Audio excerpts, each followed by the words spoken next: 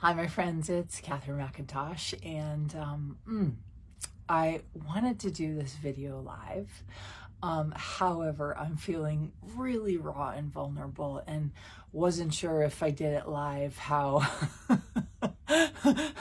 shiny ball syndrome and distracted me would be able to navigate this conversation. So I wanted to have a conversation with you.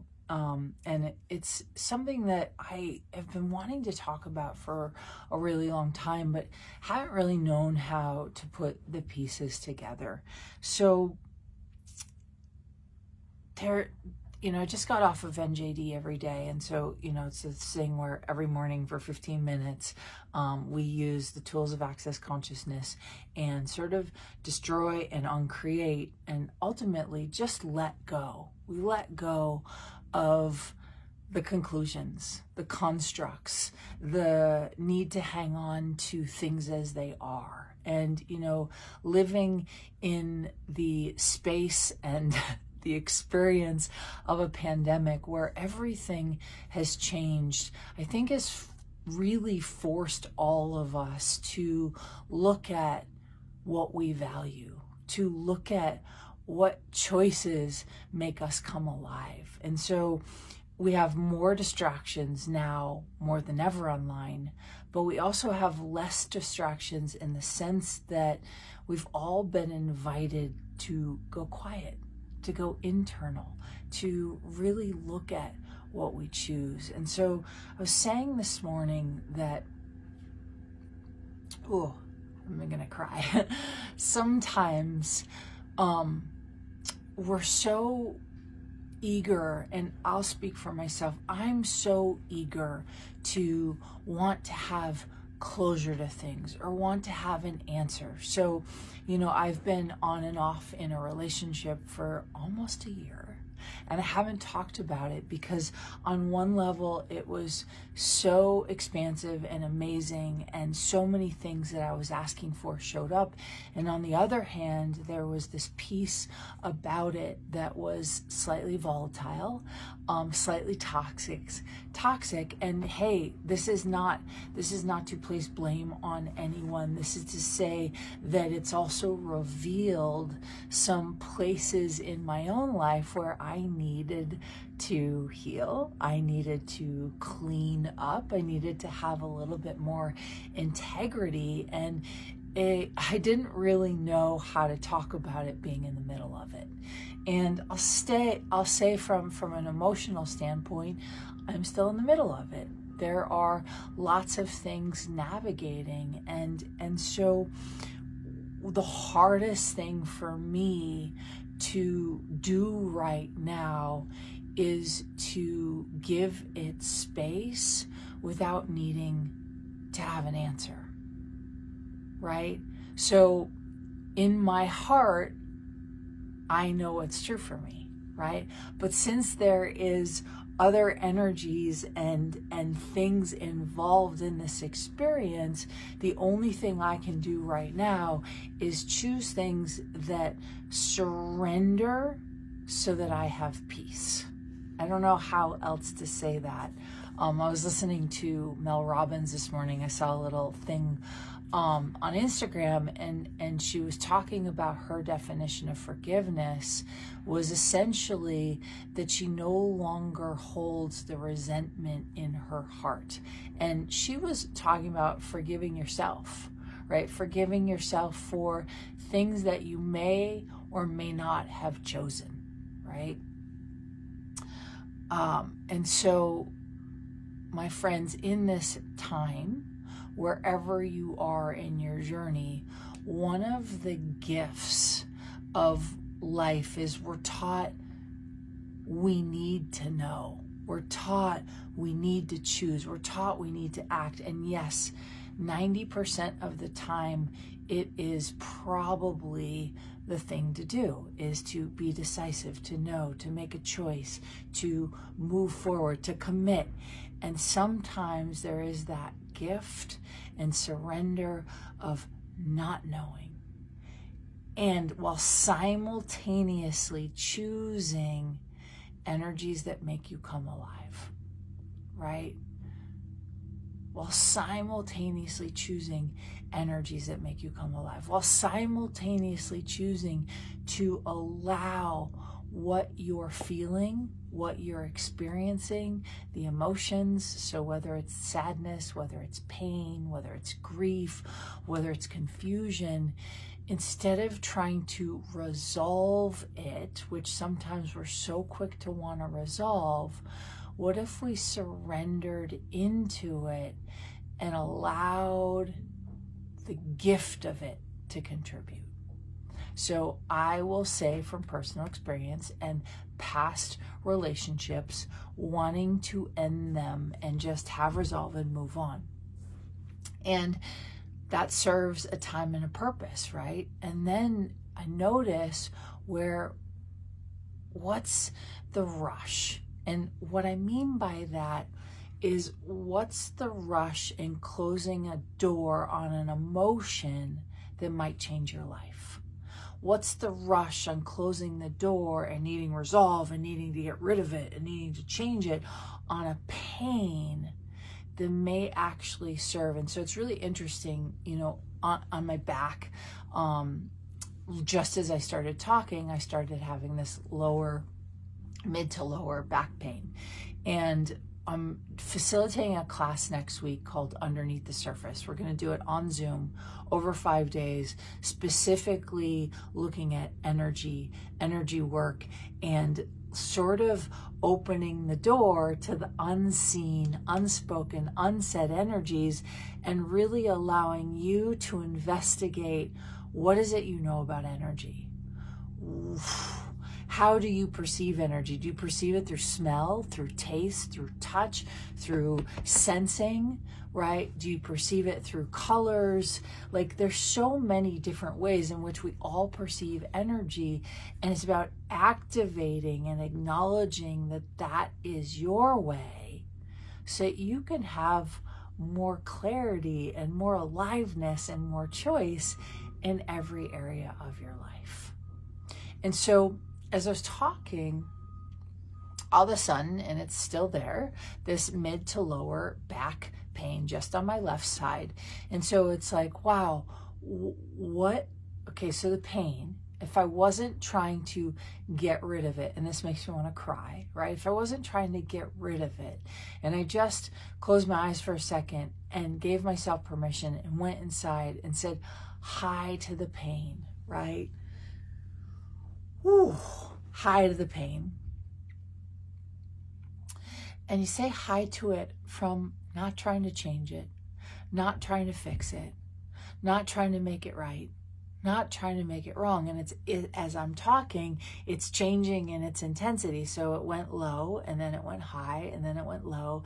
And so if it's just a matter of sitting with it and allowing it to be there so it can gift you an awareness. And so it's like I'm sitting here, and it's cool because it's literally like almost the energy of melting. It's like, okay, pain, ha. Yeah. You're not right, you're not wrong. Yeah. I'm just going to say hi to you. What's the gift in you being here? And so I just heard to let your light out, right? And it's like, oh, to be space. Whew. And so as I'm doing that, I'm sinking in, sinking into my body. Okay, to be kindness. Whew. Okay. And slowly but surely it's melting. However, it continues to morph. And so there's no rush in needing to have resolve. It's, there's a quote by Orion Mountain Dreamer. It's actually a poem, and one of the pieces in the poem, and I might not be getting it exactly word for word, but the gist of it is, I want to know if you can sit with pain, my pain or yours, and not try to hide it, fade it, or fix it. And so often in this steadfast, like instant gratification culture that we're in, we want change to be instantaneous. We want to fix the pain. We want to change the pain. We want to hide the suffering. We want to hide places where we feel scared or we don't know. And what if we did the opposite? What if we just sat with it? Nobody needs to know. And if you want to, share it by all means. But it's like, do what feels authentic to you in the moment. Choose for what feels right to you in the moment. And so I'm a little bit of a disaster this morning. I don't have makeup on. I, woke up and did my 15 minutes of NJD. I've got crazy wild hair today. But it was like, I knew I wanted to get on and just have this conversation with you from a place of there is no right and there is no wrong. And if you weren't in a hurry to get to the resolve or the bottom of things, right? Just like birthing a baby, there's that moment, at least for me, when I was pregnant, where it was like, oh my God, I'm ready to have this baby. And it's really funny. So I was ready to have the baby when I thought that I was 40 weeks along. I had to go in and get a sonogram, and it was, I think, the first sonogram I ever had, right? So I chose not to do like normal medical stuff when you're pregnant. I was 36 years old, going on 37, and everyone said, oh, you better have a hospital. I was like, I have backup doctors. I have a hospital 2 minutes from my house. If I need to do that, I will definitely do it. But I also knew the gift in having a home birth, the gift in not doing a whole lot of doctor's visits and pokes and prods and sonograms and ultrasounds. I guess ultrasound, not a sonogram, sorry. Ultrasound. And so I went in at 40 weeks with an ultrasound, and they looked at me and they said, oh, you're not 40 weeks, you're only 36 weeks. You have 4 more weeks to go. And I was like, oh my God, I thought I was ready. And so I spent 4 weeks in this limbo. I wasn't working. I was resting. I was being an allowance. I was getting a lot of energy work done. I was getting my bars run quite a lot. I was getting MTVSS run on my body because Gary, the founder of Access, says if you run, sort of crown and sacrum or back of neck and sacrum, MTVSS along your spine 30 times, it can change the structure of your body. And it definitely not only changed my structure, it changed my son's structure once he was born. And what a gift that was for both of us. And so there was this moment in the pregnancy where I was like, oh my God, I thought I was ready. And I had to sit in limbo. So I couldn't rush him coming out of me. I didn't want to do that. That wasn't honoring. So I really had to spend time with myself in a way that I don't think I ever did before. And it was humbling. It was beautiful. There were so many life lessons, and it was also simultaneously really uncomfortable because I was sitting in limbo, not knowing, sitting in limbo with nothing really to do except be with myself and be with the knowing that really shortly my entire life was going to change and I was going to become a mom. And so oftentimes we want to rush things, and this makes me want to cry, the gift is to not rush it, to be an allowance, to allow things to contribute and support and gift to you, right?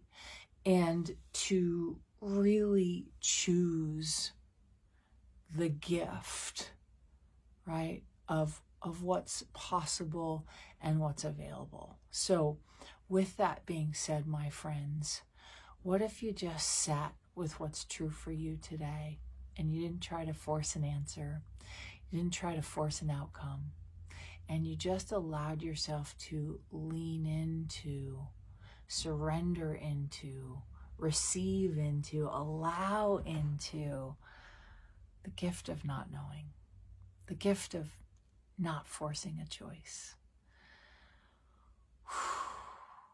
Yeah. So, as always, everything we choose is a gift. As always, everywhere we are is a gift. It's just a matter of what's your perspective of that.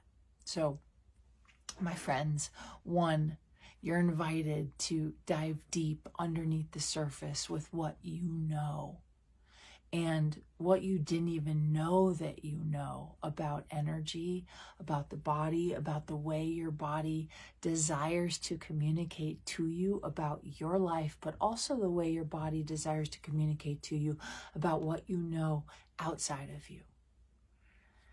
And as always, there's no right choice and there's no wrong choice. But if you've been curious about how you can open up your own gifts in perceiving energy, in, acknowledging the energy and acknowledging what you know, you're invited for this 5-day Zoom class. And you guys, it's only $97. I've been asked and I've taught all over the world. People have paid thousands of dollars to come to my classes. People have paid $1,000 for my sessions. And, I've been doing energy work for 20 years and I've been playing with the body for 20 years. But the truth is I've been playing with the body and with what I know about energy and about bodies and about trusting the unseen, unsaid, my whole life.